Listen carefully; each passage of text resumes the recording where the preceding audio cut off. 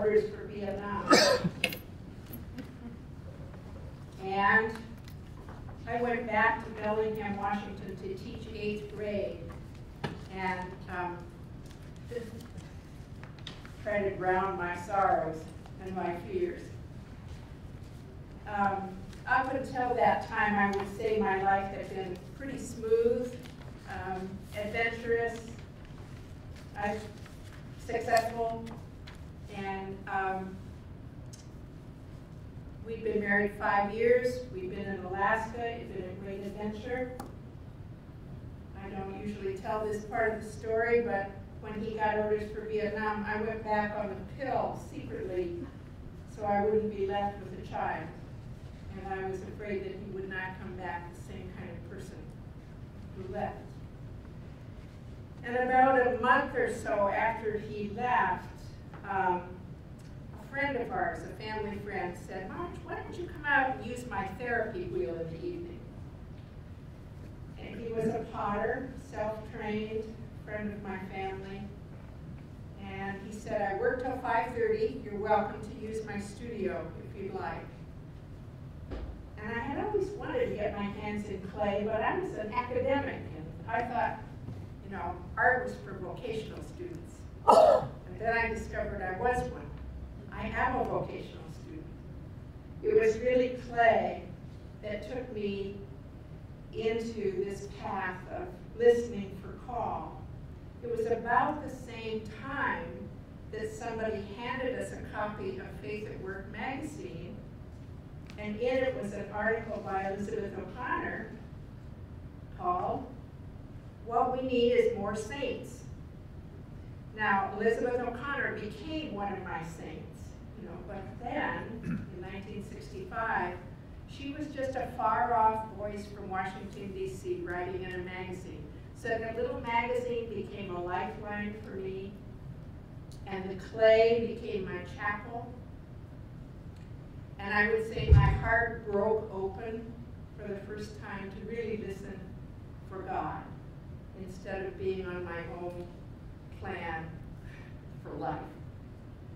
And so what I'm going to share with you now is some of the clay process, and you will recognize that this is the cycle of call.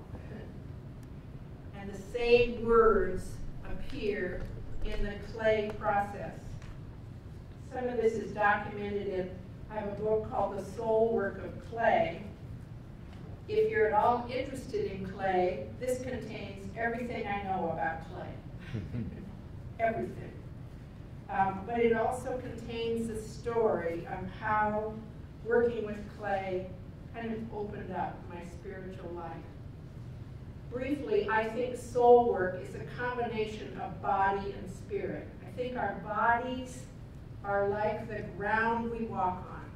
They're the same minerals, the same elements as clay. And it's no mistake that the book of Genesis has this wonderful image of God scooping up the clay from the earth. Adamah is the word, red clay, Adamah, which is where Adam comes from. So scoops up the clay of the earth and shapes a human being and breathes life into the human being.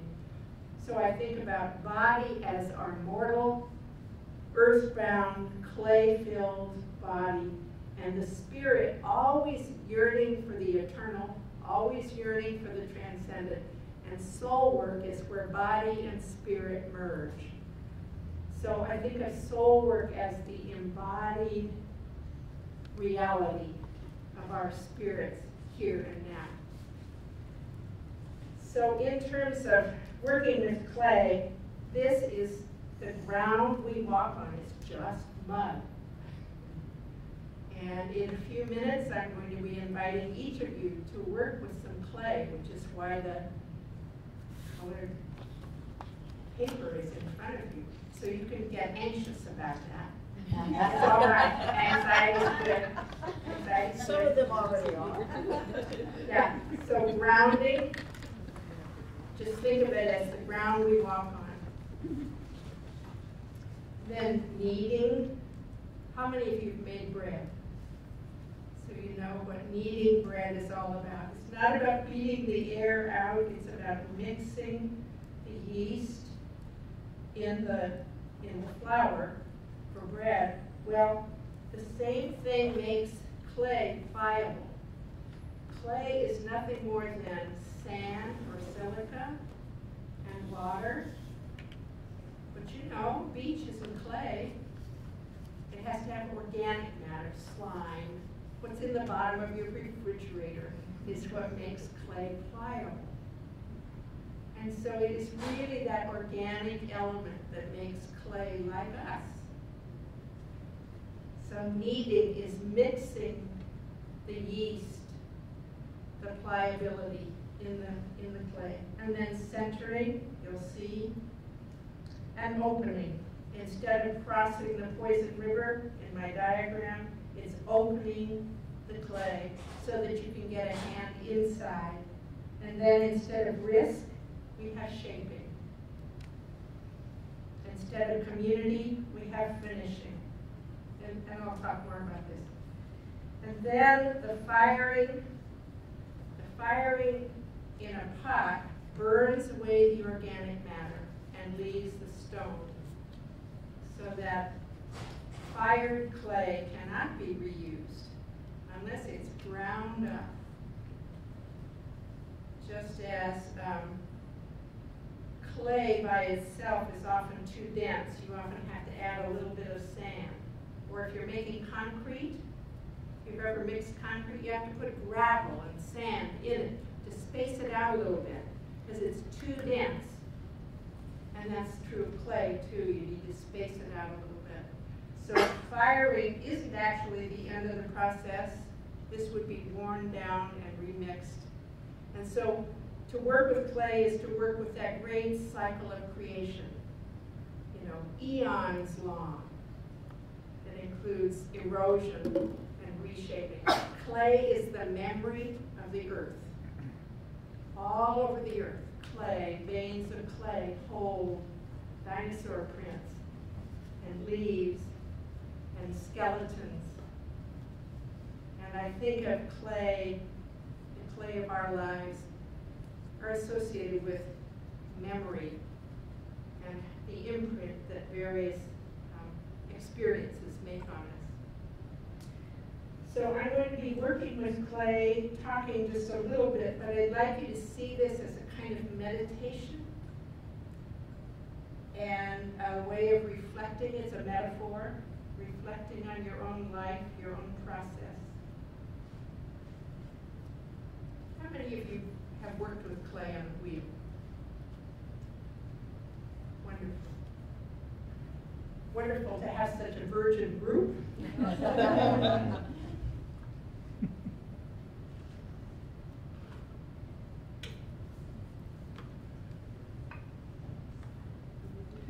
So the first thing about working on a wheel is you have to get it attached. And I like to think about how often we don't get attached to the places that are forming and shaping us. We sort of stay detached and want to put our feet down firmly. It's really important to do that. Plant your feet where you are, to be here now, and to know that this is the place and this is the time for us to be shaped.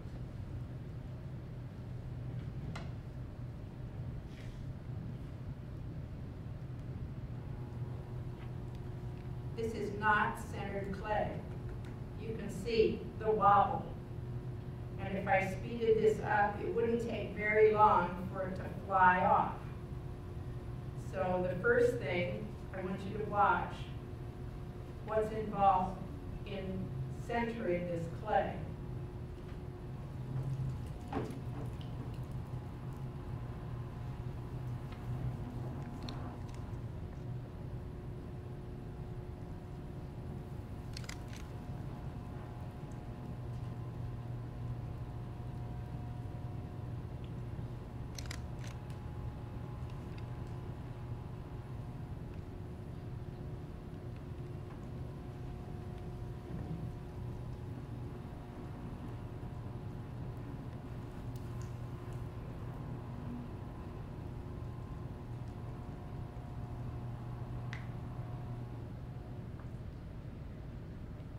what do you see? Pressure. Pressure.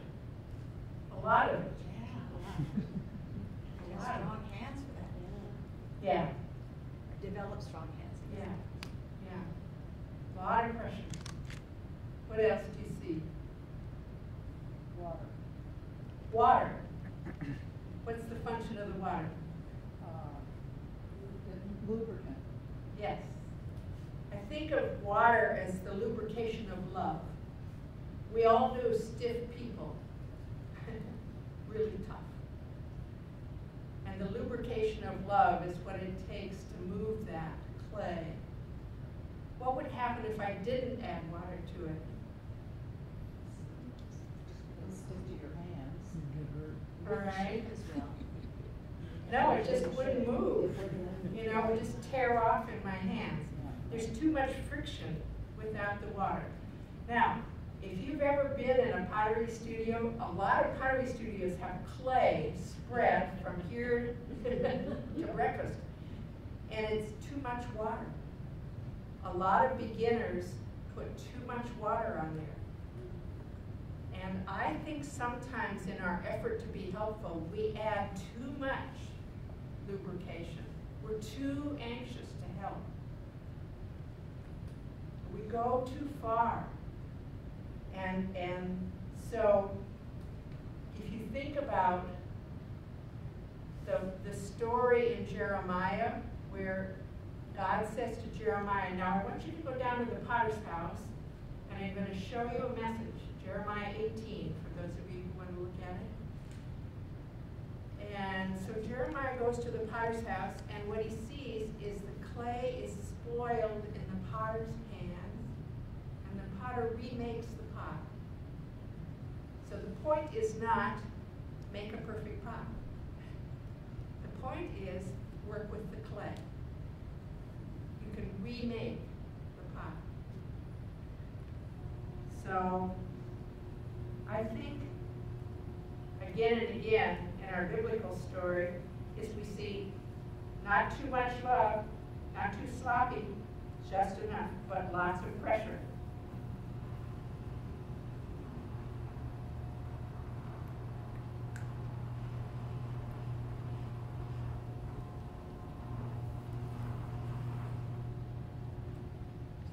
So let me ask you, what do you think are some of the centering pressures in your own life?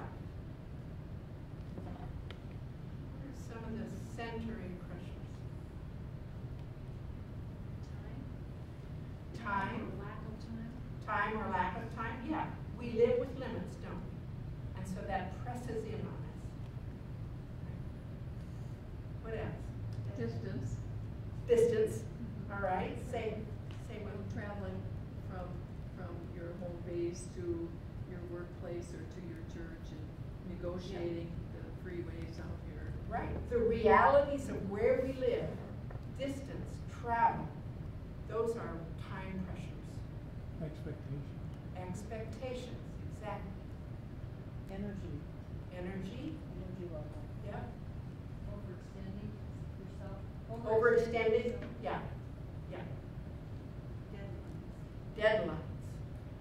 I like to think about this as the calendar and the checkbook, you know, are the external pressures that we all live with. So, Well, and then in some cases, there are community mores, yes, yes, expectations of the community in which you've involved yourself. absolutely, absolutely. And for children, the centering pressures are family, church, school. Those community mores, you know, are both positive and negative, but they exert external pressure.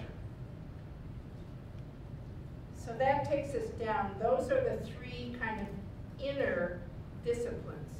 And look at this. I'm not even making a pot yet. This is all internal. External pressures, but it's changing the internal readiness. When I started working with clay, I hurried through this process because I thought I was there to make pots. And And as I got more experienced, I realized, oh no, it's really important to do the prep work. Really important to knead it carefully. Really important to take time to center it before I ever started. You save yourself innumerable mistakes by taking time for the preparation. So opening, think about your own life. What are some opening experiences? All I'm doing is making a hole in the center.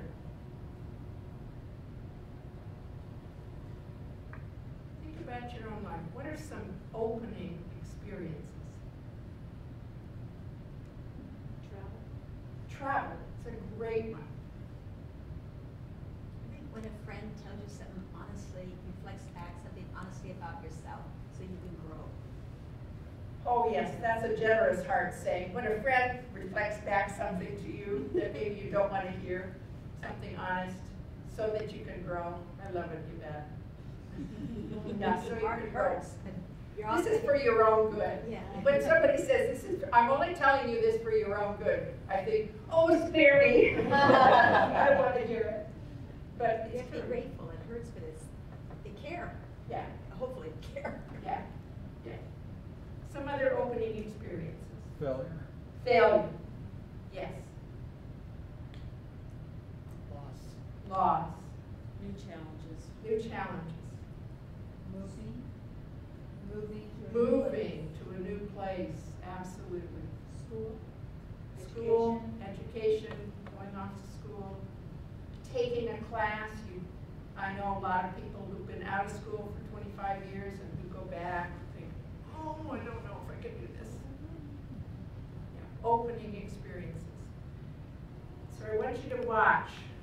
Once that opening happens, and often in clay, opening comes from the outside, and sometimes opening happens, as you said, out of failure. When we don't expect it, we don't want it. It's not chosen. But what we do with it is important. The nice thing about opening is it means you can get a hand inside. And once you can get a hand inside, then you can actually begin to shape a pie. Notice that I'm working with a sponge. I use the sponge to put the water where I want it. Instead of putting it all over, it doesn't need to be all over. It needs to be at the point of contact.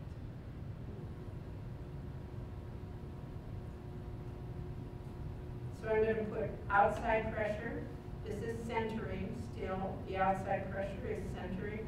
And the inside hand is actually shaping the pot.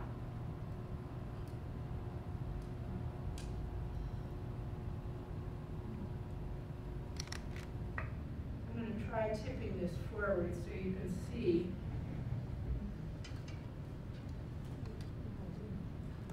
Yeah.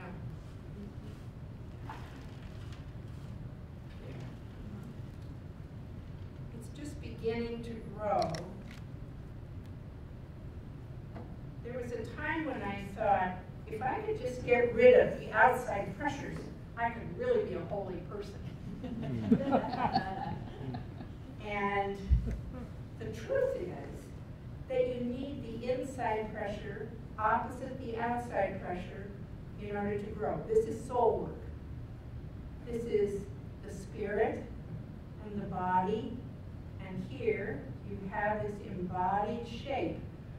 The shape is the skin of an idea. The Japanese have a wonderful saying that the shape of a pot is what's left when it's broken. You know, so it's what exists in your imagination rather than what you see here. So I'd like you to think about the inner and the outer pressures in your own life. And I am going to have you share this with your partner. So what are the inner pressures and what are the outer pressures in your life?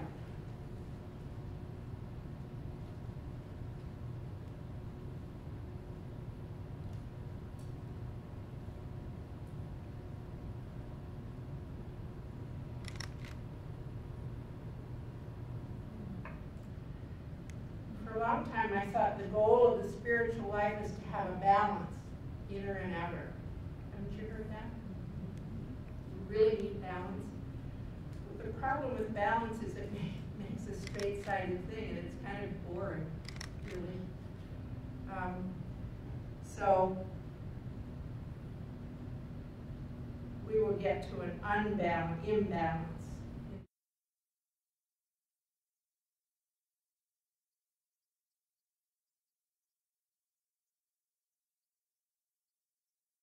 Are not just spiritual, but they are the pressures of health. They are the pressures of the circumstances of our life, the givens of our genetic makeup. And so to understand that as part of the spiritual formation that we have to deal with is something that I think is often hard for people to really understand. There's an implication in our mechanical culture of perfection, the possibility of perfection. But you know, that's not the way people are made. And I used to go to craft shows and people would pick up 2 mugs and say, you know, these are alike. And I say, well, they're alike, but they're not the same. And it's because our habit of, look around at these water bottles, they're all alike. Yeah, they are. But human beings and handmade things, and our lives are always handmade, aren't they? They're always different. And some things are given and some things are chosen. So I'm going to imbalance my hands, because a truly balanced life is really boring. And it really is. And so I think I'm going to let the inner hand have its say, and we'll see how that goes. And the outer hand, I'll do my best to support it, so I'll use a rib. Isn't it funny? The terms for clay are very human. This is the foot. This is the belly. This is the lip. This is the shoulder in here. And this is a rib. So we're going to unbalance the inner hand and give it more play. Not panic. Not panic. All right. So here's the shape of my pot right now, and I'm going to invite you to come and take a piece. Take a piece and take it back and work with it a little bit at your own place. You're invited to come and take a piece. So let's go back to this cycle of calm. These first 3 steps, grounding, kneading, and centering, are internal. Their preparation. It's only in crossing that divide, opening the clay, that we begin to take a shape, make a shape. Some of you, I noticed, started by flattening out your clay.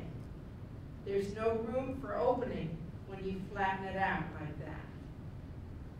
And I noticed, I don't think any of you still have a flat figure except yours. And what you did was shape the outside. You flattened it. Then you worked with the outside, did you not? Yeah. And sometimes, so that's a kind of opening because you shaped rather than putting a hole in the center and drawing it up. And that's equally as valid. So the shaping will have an inner dimension and an outer dimension.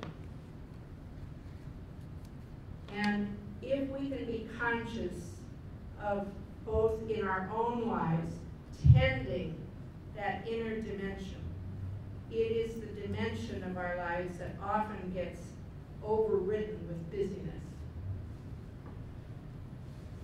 But here's the key. Every time you go to sleep, God is at work. Your dream life. How many of you fall asleep easily?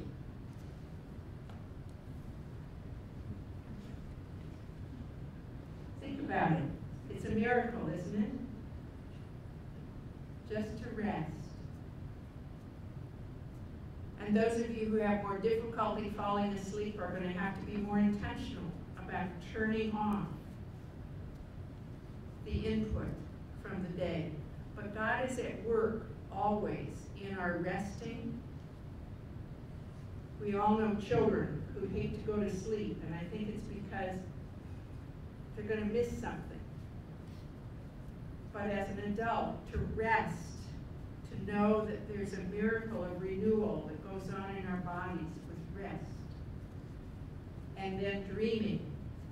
I said to somebody, I keep track, I think it was to you, Charles, that I keep track of my dreams by, I keep my journal in the bathroom where there's a little night light, and I get up in a fog, go to the bathroom, make a little stick figure sketch, and then go back to sleep. So I'm not waking up totally, but it's enough of a drawing to get me back to the dream. Some years ago, Morton Kelsey had a wonderful book called Dreams, God's Forgotten Language. Maybe it was John Sanford, I can't remember. The Bible is full of dreams, but most of us don't pay attention to that as a way that God has of speaking, of leading, of guiding us.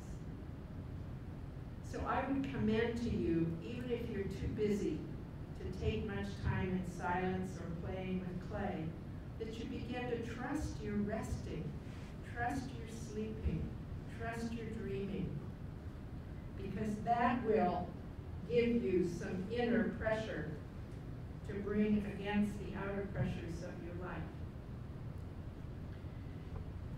I want to just speak briefly about finishing and firing, because we're not going to deal with that here. But finishing a pot is deciding that it's finished, deciding that it's over, taking it off the wheel, decorating it maybe. Some of you may take your pieces home, and if you do, it'll last forever if you don't fall in a mud puddle or get caught in a rainstorm. But if you are finished with this exercise, I'm going to put this tub of water out in the middle and invite you, as you leave, to put your piece back in the water, because it will rehydrate. We can use it again. It's never over. So if you are finished, you can just let it go. I think one of the things I grew up with was needing to accumulate things as kind of a measure of my life. And hopefully I'm at a point now to say, no, I don't need to save that. Last night, Patrice and I were taking down 6 sheets of newsprint from my 3 days of workshops. And she said, you want to save these? And I said, yes, but I'm not going to. Would you like them? And she said, no. Yes, I like them, but I'm not going to, you know. And we folded them up, because the time comes when you really need to let go of things in order to keep the stream clear. It's our accumulation of things. This takes us back to that other diagram. When we accumulate too much stuff, whether it's psychic stuff or physical stuff, it really prevents moving on. So we'll invite you to leave things if you want to, or take them if you want to. Nancy, what you said about meditating on that empty space, that's a powerful thing. And I would say, working with seniors, if you can get them to make simple things like this, this is not a difficult exercise. Have them work with their eyes closed, because it will help keep that critic at bay. And then encourage not to make things, but to just drop it in a bucket at the end, so that they become aware that this is a meditative device. It's a spiritual practice. I think something as simple as this exercise can be very nourishing, because What we're nurturing is being a beginner. And in order to nurture the seeds of newness, you have to be a beginner. Everything in our culture says, by now you should know, ... But our faith says, oh no, it's always a new beginning. If we practice resurrection, we're practicing a new day, aren't we? And so to encourage people to look at things with a fresh eye and to nurture those new beginnings is really the work that we're here to do. I want to remind you where we started.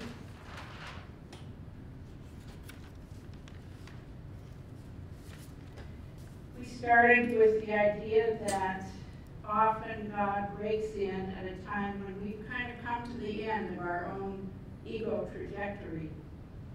And that Paul breaks in with the good news that you are part of God's creation story. Who am I now? You're part of something much bigger. And if that's all you take away, that's fine. And that at each stage you have a work to do, as we all do. That it isn't enough. You know, it's kind of easy in our culture to talk about, well, I used to be all about doing, but now I'm about being. That's a false dichotomy. The being is inside, the doing is our outer work, and it's always there. So asking, what is your work now, is a really valid question. And then helping people understand that we each have a charism, we each have a uniqueness to bring. Just as you looked around this room at the different things we created, and each one was different. And as we carry that unique gift in the world, if we realize those gifts, I think we can experience the call to the end, the call to death, as a completion, as something not to be feared. It's a natural part of God's larger creation story. So even a call to death can be a place of peace and resolution. There was a woman who came to all of my sessions this week, 93 years old, couldn't hear half of what was said. And as she left, she said, I'm ready to go anytime. I'll see you in heaven. And it was the sweetest blessing. And she wasn't being facile about it at all.